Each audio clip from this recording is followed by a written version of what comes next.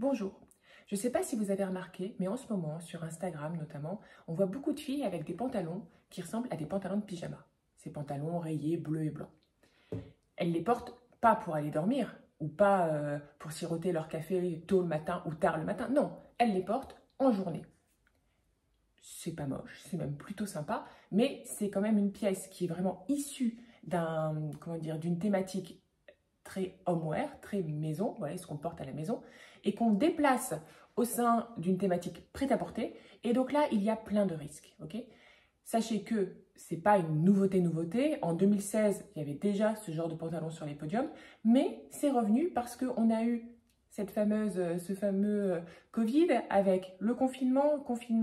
On s'est mis à porter justement des bas beaucoup plus nonchalants, beaucoup plus confortables. On n'avait qu'à porter quelque chose de montrable en haut quand on faisait de la visioconférence. Le bas, c'était tranquille. Donc, bas de pyjama et bas de jogging, c'est revenu en force. Et donc, ça continue. Et ce bas de pyjama, que je vais appeler pantalon rayé, parce que si j'appelle que bas de pyjama, vous pouvez avoir une sorte de sensation, de réaction de rejet, d'accord? Donc, on va dire pantalon rayé à rayure verticale, bleu et blanc, léger. Je vais l'appeler pantalon de pyjama, ça va être plus simple. Bon. L'idée, c'est que quand on le porte en mode plage, d'accord? Ce que beaucoup de personnes vont faire cet été. Il n'y a aucun problème pour le dress code, il n'y a même aucun problème sur le type de pantalon qu'on va utiliser, parce que on va l'enfiler sur un bikini, sur un maillot de bain, une pièce, on va mettre des tongs, on va prendre un panier en raffia, etc. On aura les cheveux un petit peu mouillés, etc. Ça fera quelque chose de très estival, de frais, d'accord? Donc, c'est pas grave si le pantalon n'est pas merveilleusement coupé. C'est pas grave si on n'a pas les tongs parfaites. On s'en moque, on est à la plage, d'accord? Et ça peut être très sympa d'avoir ce pantalon plutôt qu'un paréo qu'on va roulotter sur les hanches et qui va habiller un peu la tenue. En plus, on aura quelque chose de graphique et on va pouvoir jouer avec un maillot de bain ou monochrome ou qui aura un graphisme dans les tonalités du pantalon, d'accord? Mais ça, c'est pas mon sujet parce que ça, il n'y a aucune difficulté. Ce qui est beaucoup plus compliqué, c'est quand on veut prendre ce type de pantalon et qu'on veut le porter en journée, en ville. Alors, première chose, il faut réussir à choisir le bon pantalon parce que ces pantalons-là, vous les voyez partout, d'accord? Il y en a partout parce que c'est très facile à faire. C'est très facile à faire. Souvent, il n'y a pas de ceinture montée. Tu mets un élastique en haut, tu coupes deux jambes droites, bam, bam, bam, on a un pantalon. Coûte très peu, il y en a pour même pas 10 €, bref. Le problème, comme souvent, c'est que ce genre de pantalons qui semblent assez simples, mais en fait, ils sont compliqués. C'est compliqué de trouver une coupe qui flatte, d'accord? Donc, concrètement, les petites choses à éviter pour ce genre de pantalon. On évite les ceintures qui sont trop fines, d'accord? Si on a une sorte de passant pour le fil de serrage, le cordon de serrage, qui fait 1 cm, 1,5 cm, c'est trop fin. La fronce va être trop serrée, trop petite et elle va créer un effet peu flatteur au niveau de la taille, d'accord? Donc ça, on évite. Ça manque de tomber et là, on aura vraiment un effet pyjama. L'idée, c'est quand même de sortir de l'effet pyjama, que le pantalon en lui-même se détache un petit peu de son ADN homeware, sleepwear même plus, ok? Après, le truc hyper important, c'est que ce genre de pantalons, ils peuvent bien tomber devant, mais par contre, derrière, c'est la catastrophe. Or, vous n'allez pas porter un pull noué sur la taille ou des trucs qui descendent fort sur les fesses pour cacher le dos. Ce n'est pas l'idée. L'idée, c'est d'avoir donc des fesses qui soient correctes.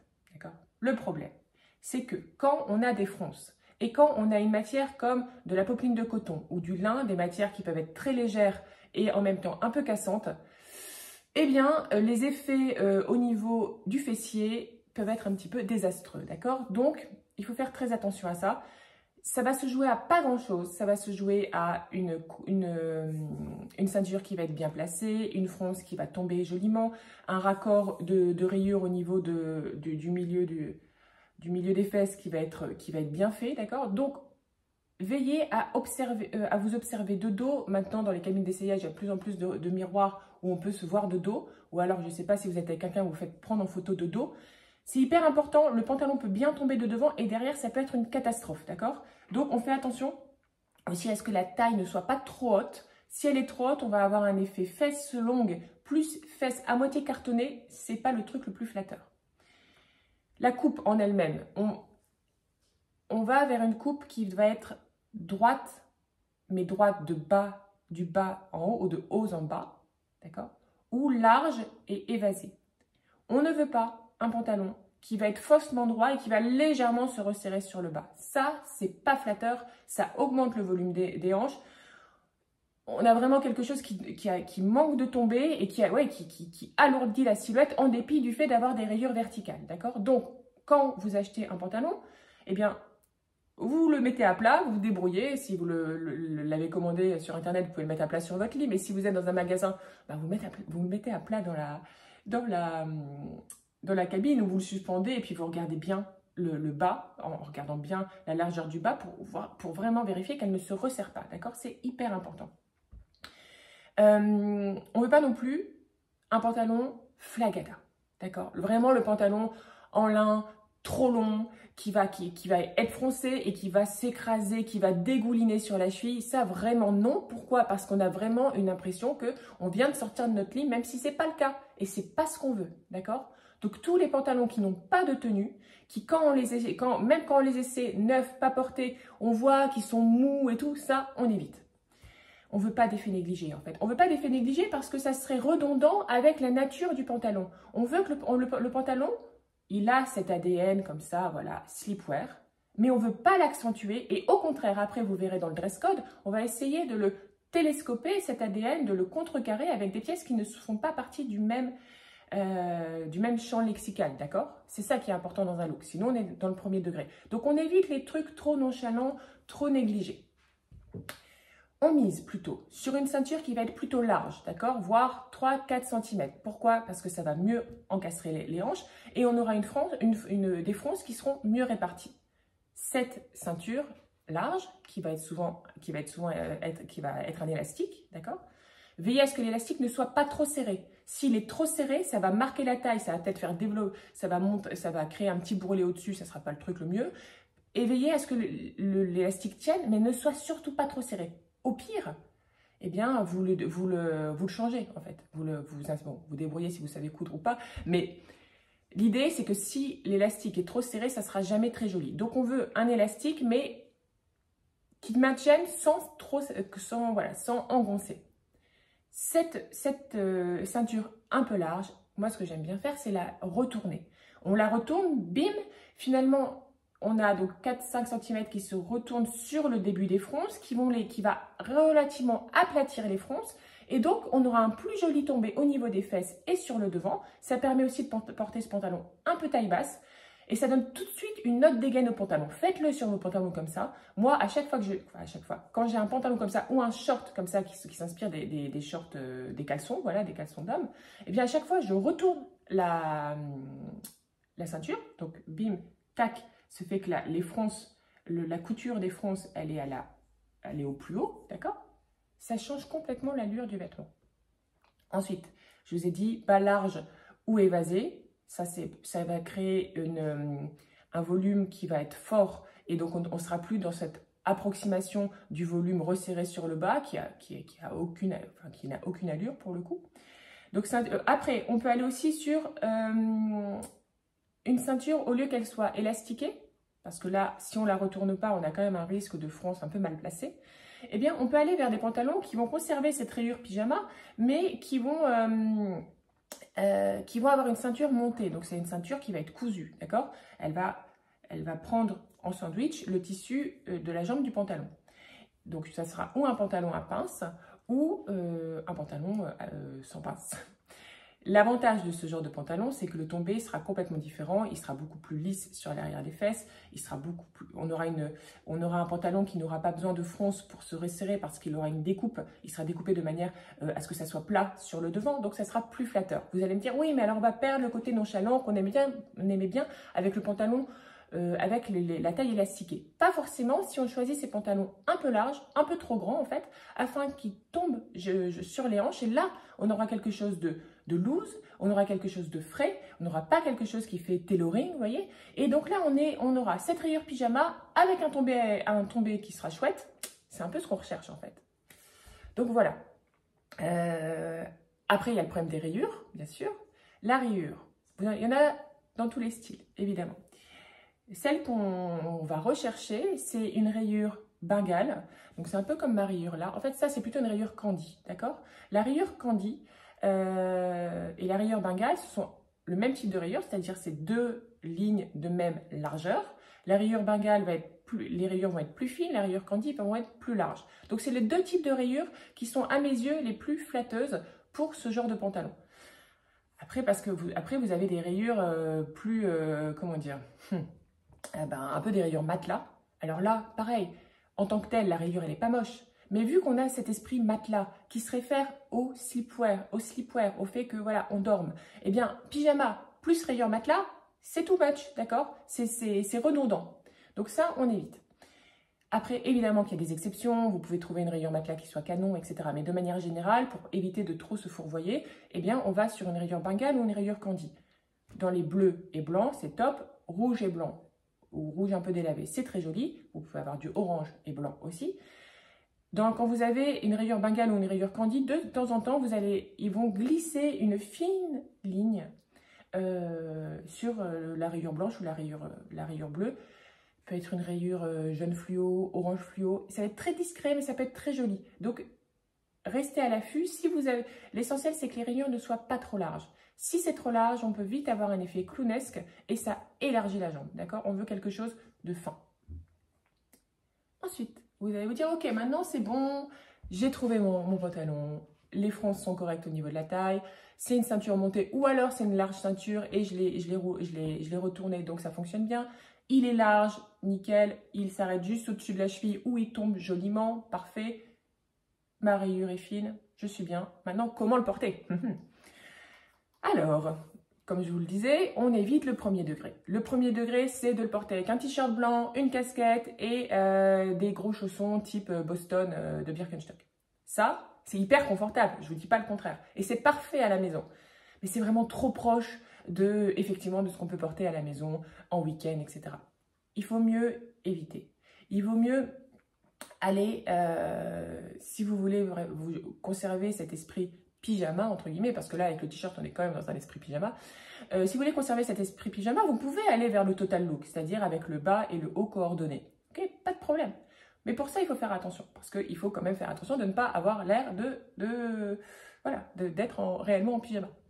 Pour éviter ça, il y a plusieurs petites astuces. Déjà, on évite d'aller vers un ensemble où la matière va être trop fluide, ou va être trop froissable.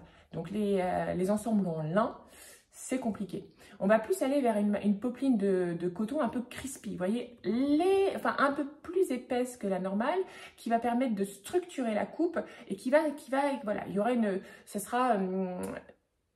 une présence de la matière, d'accord? Ça ne sera pas trop fin, d'accord? Ça sera légèrement satiné, très très légèrement, mais vous voyez, en fait, c'est la matière qu'on a pour des chemises un peu chic d'homme. C'est ça qu'on veut. Ensuite, une fois qu'on a trouvé la bonne matière, la bonne rayure, tout se joue dans l'accessoirisation. On a donc un pyjama, parce que c'est quand même un pyjama. Donc, qu'est-ce qu'on ne veut pas? On ne veut pas du nonchalant, donc on ne veut pas du mou, donc on ne veut pas un sac super mou. On ne veut pas des sandales qui vont être en corde ou des trucs voilà, un peu nonchalants, un peu à la cool. Non, on ne veut pas ça. On ne veut pas des bijoux hyper bohèmes, c'est pas l'idée non plus, parce qu'on veut des choses un peu plus structurées. On veut des choses limite chic, limite classique. Par exemple, un sac en cuir, style Birkin. Enfin, voilà, vous voyez les styles Hermès, ça peut être aussi un classique de chez Céline. Vous voyez ces sacs en cuir lisses, comment dire, surtout pas souples, avec des lignes bien acérées. C'est ça qu'on veut parce que ligne acérée, ça contrebalance la nonchalance du pyjama. Ensuite, pareil, pour les chaussures, on veut des sandales avec un cuir de bonne qualité, avec des sandales de caractère, donc avec une grosse boucle, vous voyez, ces sandales minimalistes, mais qui sont là, qui ne s'excusent pas d'être là, d'accord?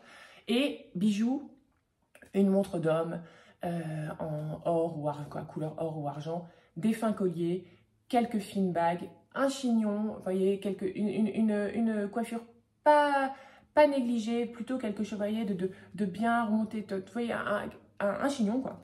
Et voilà, moi, je viens de me décoiffer, c'est pas grave. Et voilà, quelque chose de soigné pour contrecarrer ce côté potentiellement nonchalant du pyjama. L'idée, c'est d'avoir un ensemble qui soit limite une sorte de costume estival qu'on accessoirise de manière classique et chic. Ensuite, c'est ce que je voulais vous dire là-dessus. Qu'est-ce qu'on évite en fait? Qu'est-ce qu'on évite? On évite les choses, les pièces qui vont être trop grandes. Pourquoi? Parce que trop grand, nonchalant, et ça correspond à ce qu'on peut porter en mode cosy à la maison. Donc pour sortir, on évite. En fait, quand on sort, on cherche pas à faire compliqué ou à faire risqué, d'accord? Vous ferez risqué quand vous serez bien habitué à ce genre de pantalon. Là, dans un premier temps, on se la joue safe.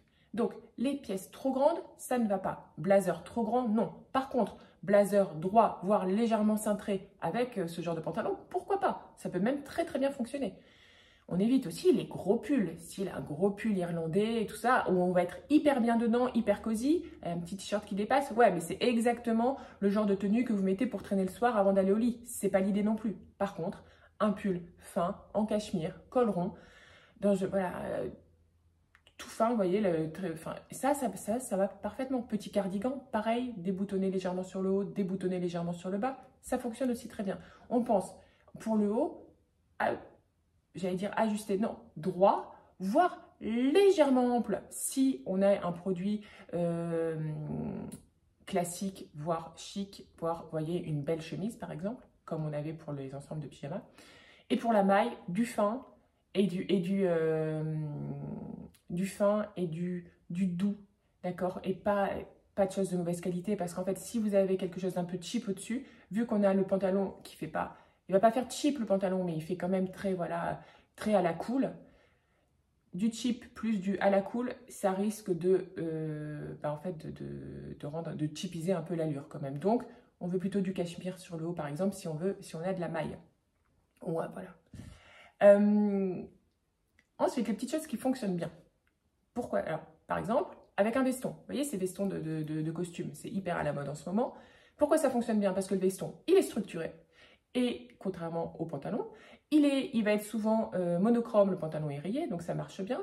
Et on découvre le haut, donc on a quelque chose de très frais. On a quelque chose de frais d'estival sans être dans en mode avachi. D'accord? Donc ça fonctionne bien. Après, on peut aussi aller vers une chemise qui ne sera pas,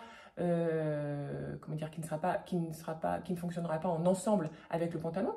Mais si on prend une chemise par exemple monochrome, une chemise de mec, légèrement glissée dans le pantalon, bim, ça fonctionne aussi très bien. Là, on fait attention sur l'accessoirisation.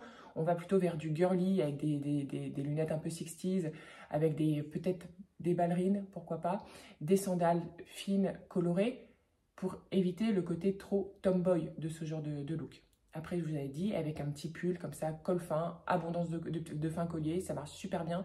Pull bleu marine, on peut aussi aller dans du orange pâle, on peut aller dans du rose pâle. Ça fonctionne bien à partir du moment où le pull est de très bonne facture. Et on peut aussi s'amuser avec ce côté fantaisie coquet qu'on voit beaucoup en ce moment, notamment chez les influenceuses portugaises et espagnoles. Donc l'idée c'est quoi? C'est d'avoir ce pantalon unisexe sur le milieu du corps avec des ballerines colorées. Ça pourrait fonctionner aussi avec des méduses colorées. On met au-dessus, là on fait un jeu de rayures. Là c'est un petit top style marinière. Rayures verticales, rayures horizontales, ça fonctionne. Et on ne prend pas de risque si on les travaille dans la même harmonie de couleurs. Coiffure soignée, voire girly, voire là avec un chignon et un gros chouchou là en mode un petit peu espagnol. C'est joyeux, c'est frais et c'est soigné. L'idée, c'est de rester soigné, en fait, avec ce genre de pantalon, vraiment. Après, l'idée aussi, c'est de savoir avec quelle couleur associer ces rayures bleues et blanches.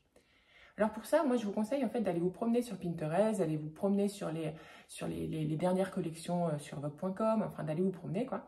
Et à chaque fois que vous voyez une rayure bleue et blanche, même si c'est pas un pantalon, ça peut être une chemise, ça peut être essentiellement être une chemise. Regardez avec quoi les designers ou avec quoi les personnes le mixent.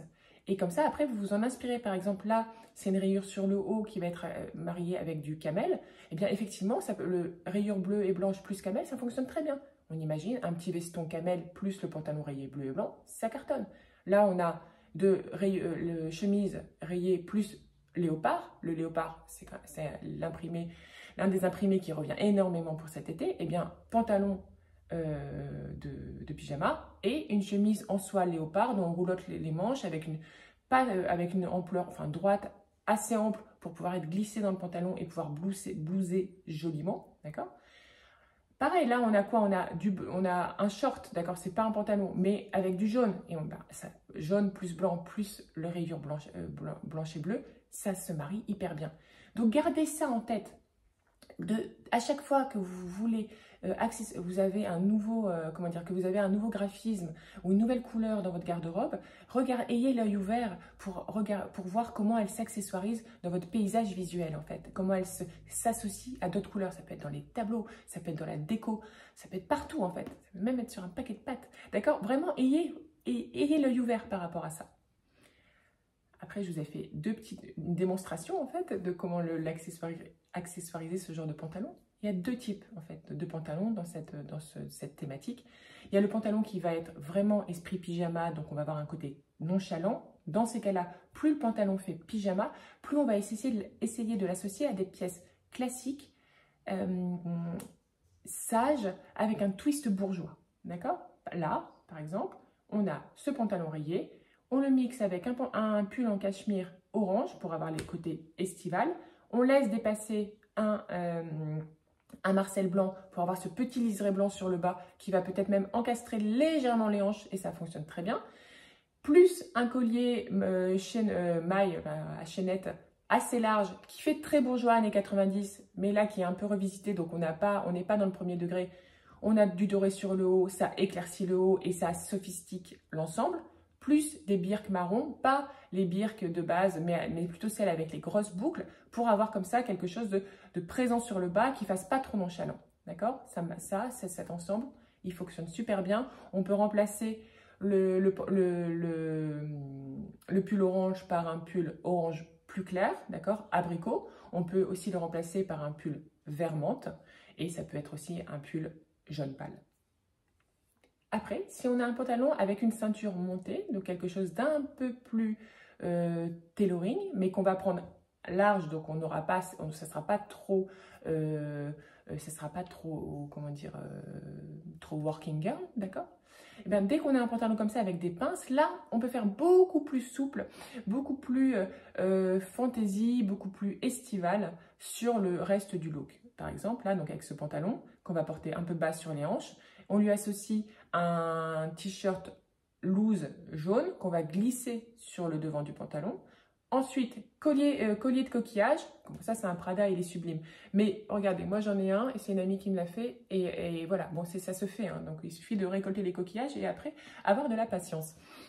Donc, collier de coquillage pour le côté estival blanc là, qui répond aux rayures blanches du pantalon. Donc, comme ça, on a une harmonie de couleurs qui sophistique un petit peu l'ensemble, qui harmonise un petit peu l'ensemble.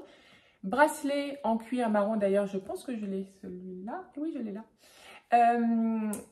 Bracelet en cuir marron, parce que les bracelets joncs actuellement, c'est extrêmement en vogue. On a un côté folk, on a un côté ethnique qui fonctionne super bien, d'autant plus si on a déjà du marron sur la silhouette. Et là, on a les méduses marron qui permettent d'avoir un côté fantaisie, un côté un petit peu espiègle, un petit peu enfantin sur toute la tenue. Et en même temps, on n'est pas dans la tongue, donc on n'est pas dans quelque chose de trop beachwear, d'accord? Vu que la méduse est un petit peu fermée et elle est en cuir, elle n'est pas en plastique, etc. Donc, on a quelque chose qui reste relativement citadin pour un mois de juin ensoleillé. Ce qui pourra potentiellement arriver un mois de juin ensoleillé, je nous le souhaite. En tout cas, je vous le souhaite. Bref, voilà. Voilà pour ce pantalon rayé, bleu et blanc, pantalon de pyjama. L'idée, c'est qu'on essaie de ne pas faire nonchalant sur l'ensemble du look. On s'amuse avec les couleurs, on s'amuse avec l'accessoirisation. Et le premier truc, c'est qu'on cherche un pantalon qui tombe bien de devant comme de dos. Voilà, je vous embrasse, passez une super journée. Ciao!